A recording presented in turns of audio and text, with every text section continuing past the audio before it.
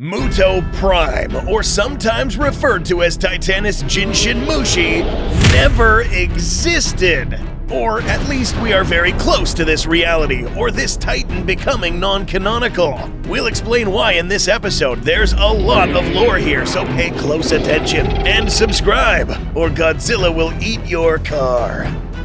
One of the most recent Monsterverse installments, Monarch Legacy of Monsters, has recently shed new light on some of the events that happened after Godzilla 2014. But one of, if not the most important thing to note here, is that we may be looking at two different conflicting timelines. It seems as if this show more or less ignores the events that happened in Godzilla Aftershock, which involves the Muto Prime, as well as a possible explanation as to why Godzilla's dorsal plates look a little different. Now, in this short episode, we will have to keep tabs on two very important aspects. One being Godzilla's current form, which after 2014 is a leaner build with sharp, jagged dorsal plates. And two, the state of Monarch's intel on Godzilla himself, and the people who spearhead this organization.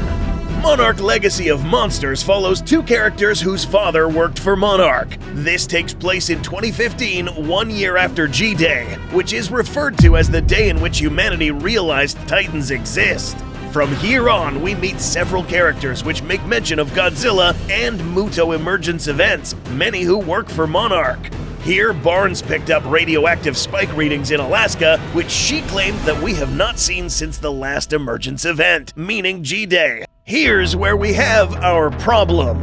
In this show, Monarch makes absolutely no mention of the events that happened in Godzilla Aftershock. This sequence of events occurred a few months after the Muto attack on San Francisco, before Monarch Legacy of Monsters.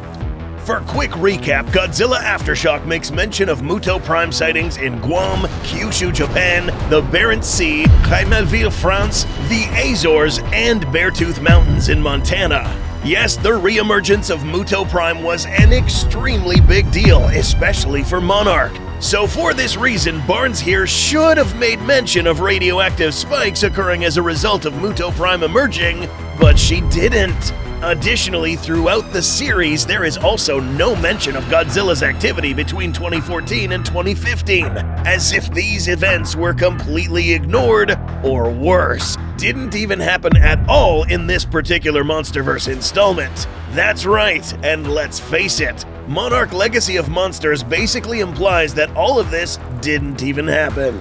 But some of you may be thinking, is there any way to fix this? Can the events of Godzilla Aftershock still be wedged in per se in the Monsterverse timeline? The answer is a complicated yes, and here's how. Real quick, if you're enjoying this episode, please take a second to support the channel and check out our GXK-inspired merch line. If not, that's cool, you can at least subscribe. Adding back the Muto Prime in this seemingly fragmented and now inconsistent Monsterverse timeline will be no easy task.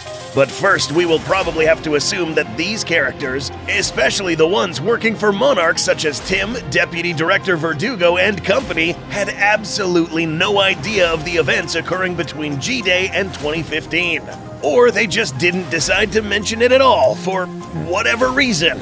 Ignoring this kaiju was a really bold move, given that this is potentially one of the most dangerous, heavy, and aggressive titans we've ever seen in the Monsterverse. Armored from head to toe, capable of burrowing better than anything we've ever seen, and capable of manipulating tectonic plate movements, it is going to be really hard pretending this animal never existed in the Monsterverse timeline. We'll also have to assume that Barnes also wasn't aware of the Muto Prime emergence event either. Can this actually be a plausible claim?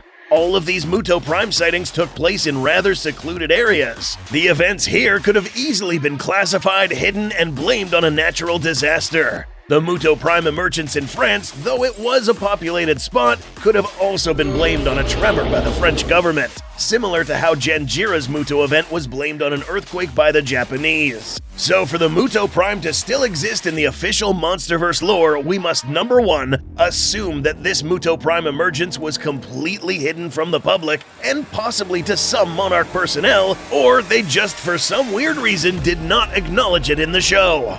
Godzilla's design in Monarch Legacy of Monsters during the 2015 events showcases the G-Man with his newer evolved dorsal plates as well. First seen in 2015 in the Sahara Desert, after being awakened by Hiroshi's gamma simulation device, Godzilla rises from the ground, and one of the first things we see are his dorsal plates. Note that these dorsals are different from the dorsals in 2014, meaning that there had to have been some evolution between 2014 to 2015, and it just so happens that Aftershock takes place right in between. Otherwise, there would have been absolutely no explanation why his dorsals changed all of a sudden. Godzilla's dorsal plates evolve as he matures. In Aftershock, the G-Man lost these in his final confrontation with the Muto Prime to an ability known as a Sonic Blast, specifically tuned to shatter Gojira dorsal plates.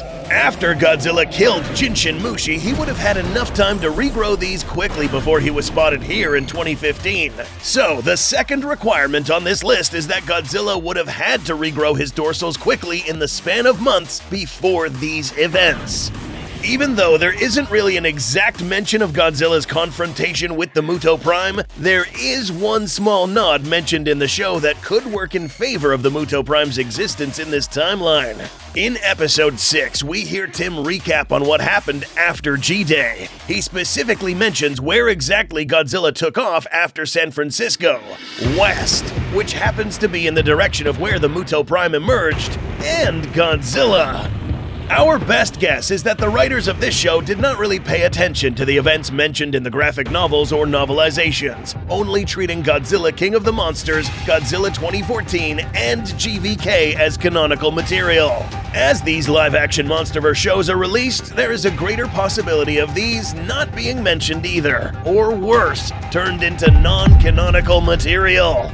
Muto Prime is considered loose canon at the moment thanks to this show, not officially disproved to exist, but also not confirmed.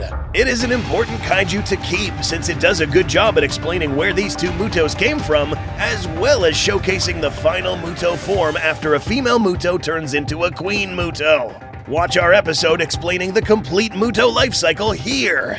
If Monarch Legacy of Monsters Season 2 comes out, there is still time to fix this issue.